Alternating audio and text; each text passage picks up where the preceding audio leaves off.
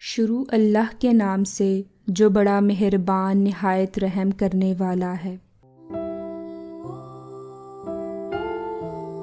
قاضی عمر بن ابی لیلہ اپنے دور قضاء کا ایک حیرت انگیز واقعہ بیان کرتے ہوئے کہتے ہیں کہ ایک دن میں اپنی مجلس قضاء میں بیٹھا ہوا تھا۔ میرے پاس ایک بڑھیا اور ایک جوان عورت آئی۔ بڑھیا تو آتے ہی بولنے لگی، پھر وہ لڑکی بولی کہ اللہ تعالیٰ قاضی کو نیکی عطا فرمائے، اسے کہیے کہ یہ چپ ہو جائے، میں اپنی اور اس کی بات کروں گی، اگر میں کہیں بھی غلط کروں تو یہ بڑھیا مجھے ٹوک دے۔ قاضی نے بڑھیا کو چپ کرایا، پھر وہ لڑکی کہنے لگی، یہ بڑھیا میری پھپھی لگتی ہے، میرے والد مجھے ان کی نگرانی میں چھوڑ کر وفات پا گئے تھے تو اس نے میری تربیت کی اور اچھی تربیت کی۔ جب میں جوان ہو گئی تو اس نے مجھ سے پوچھا کہ شادی کے بارے میں تمہارا کیا خیال ہے، تو میں نے کہا کہ مجھے کوئی اعتراض نہیں، اور اس طرح ہر لڑکی کے ساتھ ہوتا ہے۔ تو اس نے میری شادی ایک سنار سے کر دی۔ وہ سنار اور میں گویا پھول تھے۔ وہ سمجھتا تھا کہ اللہ تعالیٰ نے میرے علاوہ کوئی اور نہیں بنائی، اور میں بھی یہی سمجھتی تھی کہ ان کے علاوہ اللہ تعالیٰ نے اور کسی کو پیدا نہیں کیا۔ وہ روزانہ بازار جاتا اور کما کر شام کو گھر لوٹتا۔ میری پھپھی نے جب ہم دونوں میں ایک دوسرے سے اتنا لگاؤ دیکھا تو یہ حسد میں مبتلا ہو گئی۔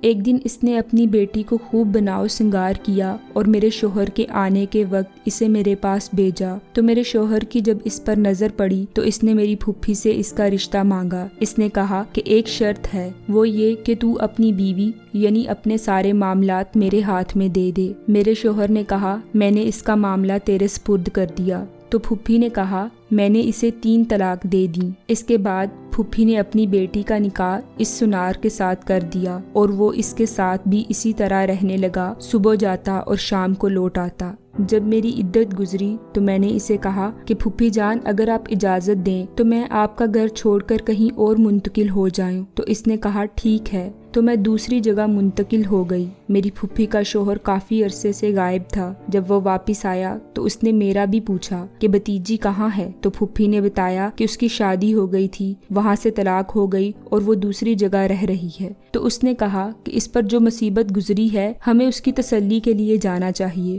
مجھے جب اس کے آنے کی اطلاع ملی تو میں نے خوب بناؤ سنگار کیا اور اس کے سامنے آئی۔ اس نے مجھے سلام کیا اور میری اس مصیبت پر مجھے تسلی دی، اور پھر کہا کہ میری کچھ جوانی ابھی باقی ہے، اگر میں تجھ سے نکاح کر لوں تو تجھے کوئی اعتراض تو نہیں؟ میں نے کہا کہ مجھے اعتراض نہیں، لیکن پھپھی کا معاملہ میرے سپرد کر دو۔ اس نے میرے سپرد کر دیا تو میں نے اسے 3 طلاقیں دے دیں۔ چنانچہ پھر وہ کسی مسافر کی طرح اپنا سامان لے کر میرے گھر منتقل ہو گیا۔ اس کے پاس 6000 درہم بھی تھے۔ کچھ عرصہ وہ میرے ساتھ رہا اور بیمار ہو کر مر گیا۔ جب میری عدت گزر گئی تو میرا پہلا شوہر آیا اور اس نے تعزیت کی۔ جب مجھے اس کے آنے کا معلوم ہوا تو میں نے خوب بناؤ سنگار کیا اور اس کے سامنے آئی۔ اس نے مجھ سے کہا، اے فلانی، تجھے معلوم ہے مجھے دنیا میں تو سب سے زیادہ محبوب اور عزیز تھی، اور اب تو رجوع کرنا بھی ہمارے لیے حلال ہو گیا ہے، تمہاری کیا رائے ہے؟ تو میں نے کہا، مجھے کوئی اعتراض نہیں، مگر میری پھپھی کی بیٹی یعنی تمہاری بیوی کا معاملہ